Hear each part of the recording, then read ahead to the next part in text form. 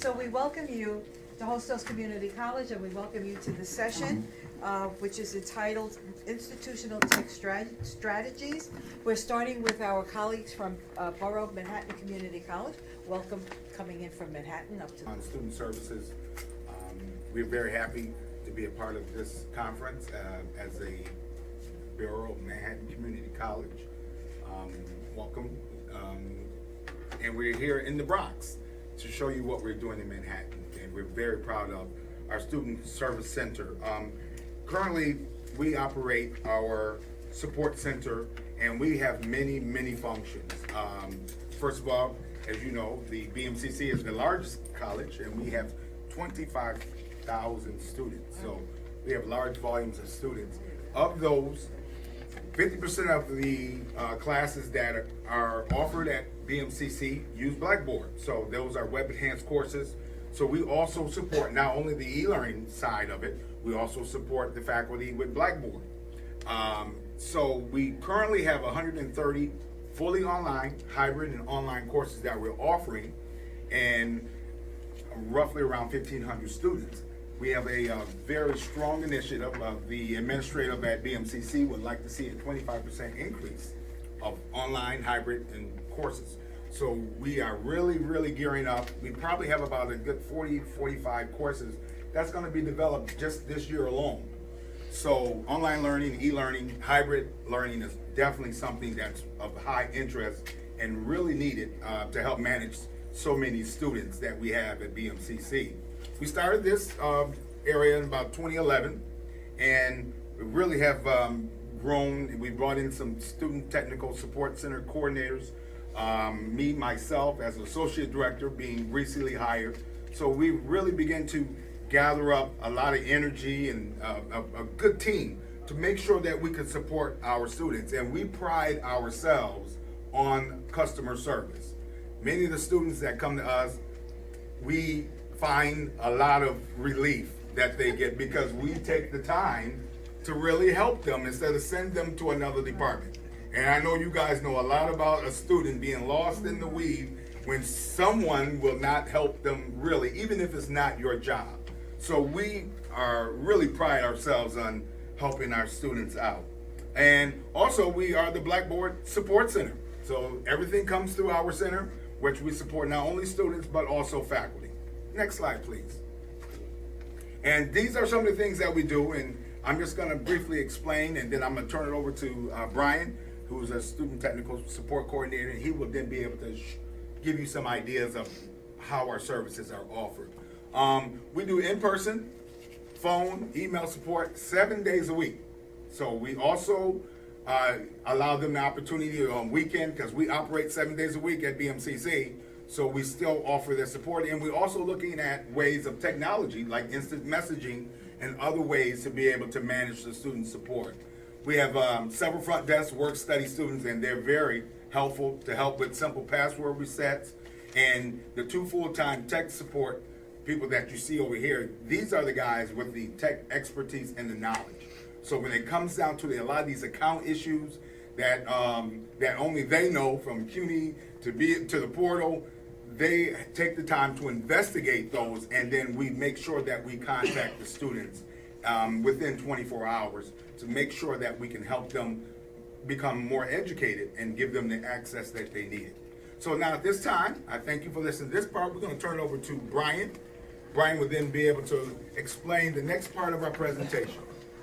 So some of the things that are actually happening to students, some of the benefits they take away from online classes are going to be carried out throughout their whole academic careers and also their career choices.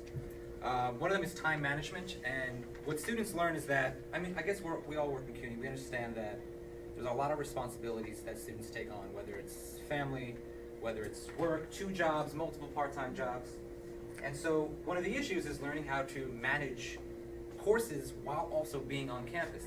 That includes train delays, your car breaking down, everything that goes along with just getting to the campus. But having an online course, you have more flexibility. You have more sort of alternative schedules to actually be successful in your course, whether you're going to do it at 12 o'clock at night when you get home, or 6 o'clock in the morning before you actually get to work. So you're learning a lot of how to manage your own time revolving around your life and not the course and the campus that exists as it is. One of the other benefits is self-discipline. There's this sort of fear or notion that you can hide behind the technology, that you can sort of escape the reality of the classroom by just sitting behind a screen and not being active at all. And I think it's a horrible way of looking at it, because every time you sign in, every time you submit something, that's a digital signature of what your progress is in the course. So if you're not actively participating, you are not going to pass. There's no pleading to the teacher, there's no saying my dog died or that the train was delayed, such as in time management. You are really your own self with your own digital signatures every time you submit something and every time you activate your account. And one of the other benefits after that is also, most importantly, learn to work independently. Knowing how to manage your time, knowing self-discipline, and knowing what works for you as a student develops into being an independent student. Something that's really important about all of that is in an online course, you can communicate with your peers, you can communicate with your professor, but it's really up to you. No one's going to sit there and wait for you to raise your hand or to speak. If there's an issue, you have to actively participate and raise those questions. Focus yourself on the questions at hand, and really research department hours, email addresses, and phone numbers of how to stay in contact with your peers and your instructors. But that also leads us to some of the problems, or some of the things that students are afraid of when it comes to online classes. One is technology, 100%. And I think that's Blackboard might be too difficult to navigate. So for someone like, I guess, Alex and I, we're in our late 20s. We sort of grew up with technology. I'm not very afraid of using technology. But when you have students that are returning to college maybe after joining the Army or after several years of raising children. Or they may not have had a good technology base in their high school. Exactly, or they don't even have it through growing up. Blackboard is this weird thing, because you're in CUNY, you have your CUNY First account, you have your CUNY portal, you have your e-permit, and then you have all of these different sort of fields of where to navigate your academic experience. And then you have something called Blackboard, where you're in this class and you're using everything, all the tools, and it gets scary. Where do you go for help? I mean, if you don't know how to submit something from a desktop, uploading it or writing in a text box, this could be very scary. That also goes into support, which is something that I believe students are afraid of as well, is when you have all of this technology, where is that one definitive place you can go and get your questions answered?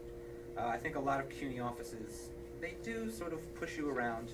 If it's not their thing, and as soon as they hear another word that is not their department, you're going somewhere else. And that's sort of terrible, because if you have a question, you might not know even how to answer the question. So sometimes it just takes listening. So when you're taking an online course and you're afraid that you won't be able to contact with people, you're not sure if you have the right count information, where do you go? Luckily, our center, as Joseph said before, we're open 7 days a week. We're always fielding questions, whether they're related to our center or not, just to delegate where the information can be sent. And sometimes we actually have to explain to students how to ask a question to another department. So they were like, oh, I was sent here because I said online. And I was like, well, what was the question? It's like, how do I register online? So, then we have to say, okay, well, you need to go to the registrar and say, I'm looking to register for this class. And it happens to be online, but the question is about registering. And, Yeah, and that's important for a support team, is knowing what the student is sort of looking for and how to field that question correctly or properly. It really is listening, and luckily we have a great center that supports not just the Blackboard, but also the CUNY portal and the CUNY First community and technology. And one of the other issues, of course, is if I have an issue, if I have a problem with the course itself, I can't submit an assignment, I can't see an assignment, I can't figure out the quiz, how do I contact my professor? I think a lot of students who, even if they have experience with technology, they don't quite grasp the idea of how do I contact my professor. Well, one of it is email.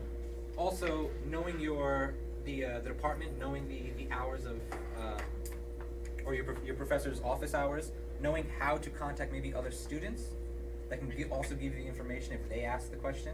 But it also leads back to our support team. If you don't know how to contact your professor, a great support team knows how to. And so you would contact us, we would send emails, we would make telephone calls, and we would do follow-ups, always attaching the student's email and contact information so that they stay up to date as well. And those are some of the issues. The benefits, working independently, being self-sufficient, self-discipline, and time management, and also knowing where to go when you have issues is the most important thing, I think, for our community when it comes to online learning at BMCC. And I think the main reason why we bring this up is if you're really going to get into having an e-learning center at your school or teaching online classes, you can't just throw them to the wind and go, okay, there you go, online classes, anybody can teach them or whatever. You need a place for people to go to that, and you need to kind of create this community. It's not like everybody's meeting, it's not like everybody knows each other who are taking online classes, but they at least have a place to go to that they feel comfortable with, and it will, I mean, our online classes are selling out almost after a week after they go up. So, you know, once you have that, and once people feel comfortable, oh, you know what, these classes, there's a support system there available to me, and even though a lot of them don't really need it, they feel comfortable that there's that net, and that's what we're trying to build there. Absolutely. Is that the next one? So. Yeah. Yeah. So then we're going to the crown jewel of, I think, of the e-learning center. We developed something called an e-learning orientation, and what this is it's through Blackboard. It is both a course that teaches you how to be a better online student, and just in general a better student. These are great studying techniques for all students, as well as a tutorial on how to use Blackboard itself. So it works both ways. And one thing that we were concerned with is that students, you know, they may be good at technology, but maybe not this specific technology. Or they may be, you know, they know how to take online classes, but they may not know exactly what the best, you know, what to expect. So what we do is we give them this e-learning orientation, and it is both a course and a tutorial. It has assignments in it, and while doing the assignments, they are actually using the tools in Blackboard. And the assignments themselves are actually, you know, it makes people learn more about Blackboard, more about online classes. Quick question, is it accredited course? No. Yeah, we thought about it. We kind of, what we do is we make the professors assign the course, and they give extra credit for taking it. And at the end, a grade pops up, and this, you know, we talk about how to make it more mandatory, but a grade pops up and the student kind of sends a screenshot of the grade to the professor. The crediting in CUNY First gets tricky, because if a student drops their courses but they don't drop this course, then they lose their financial aid. You know, that's we just didn't want to bother with that stuff, so we're just like, okay, they'll copy and paste into Paint. And actually, I just want to open it up. Any student can, who's at BMCC, and I think if we could open it up to the rest of the community, we would. Any student at BMCC can just register for the class whenever they want. And they can take it as many times as they want as Exactly. well, so they can constantly have practice with it. Especially the submission assignments, that you can really reload the information and also enter it in the text box multiple times once you become comfortable with that technology. Mm-hmm. Yeah. One of the, for example, the discussion board assignment is which tip on taking an online course is most useful, and you know, I don't read all of them, but there's a discussion of, you know, between 500 students right now, and another assignment is answer another student when his assignment, what he answered. I don't know why it's not I don't loading. know why it's taking so long. It's the witching hour too. Yeah. And we also provide, oh, the whole thing froze.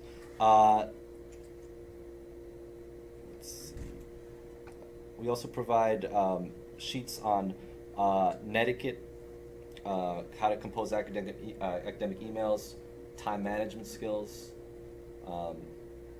So these are things that students can use in all their classes.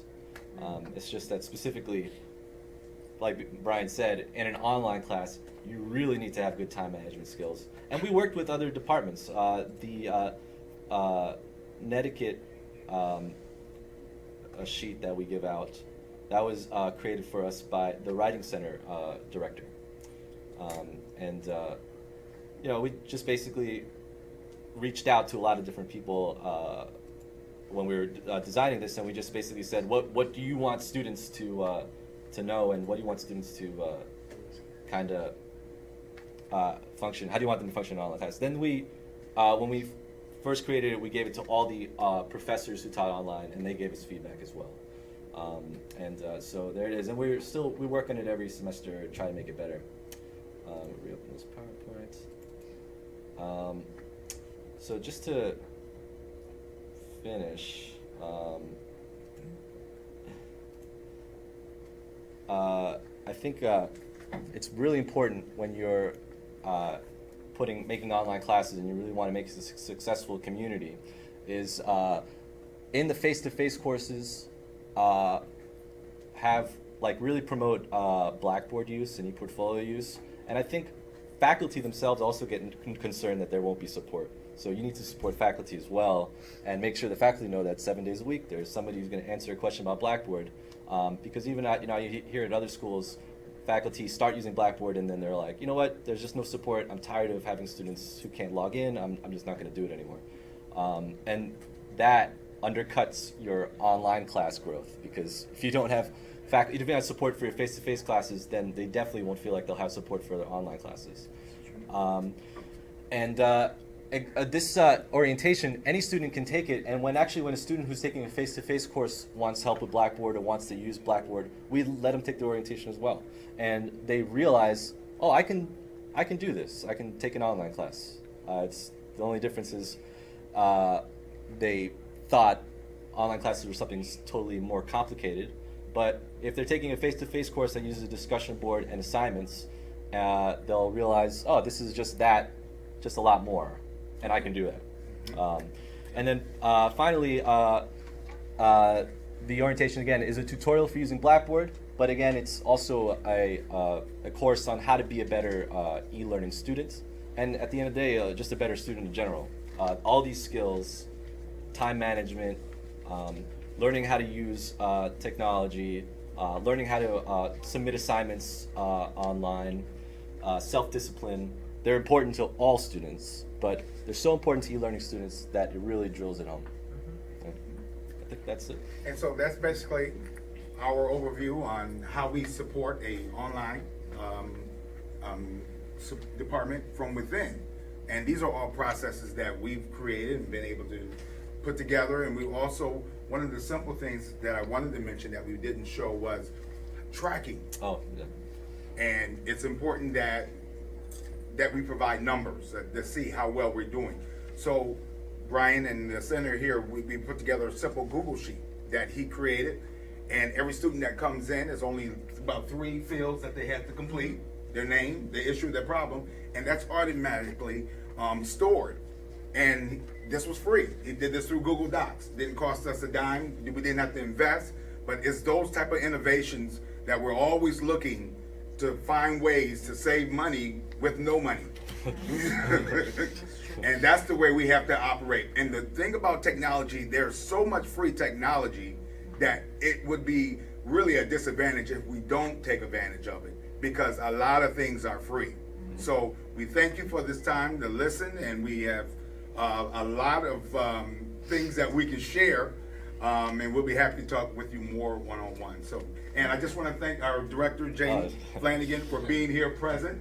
And one thing that we do have is we have a strong academic and technology mix, and I think that's important, because to just be technology driven, you're going to miss a lot on the academic side. And Jamie makes sure that the academic side, and these guys, we're the technology side, and I'm in the middle, so I got to help bring them together.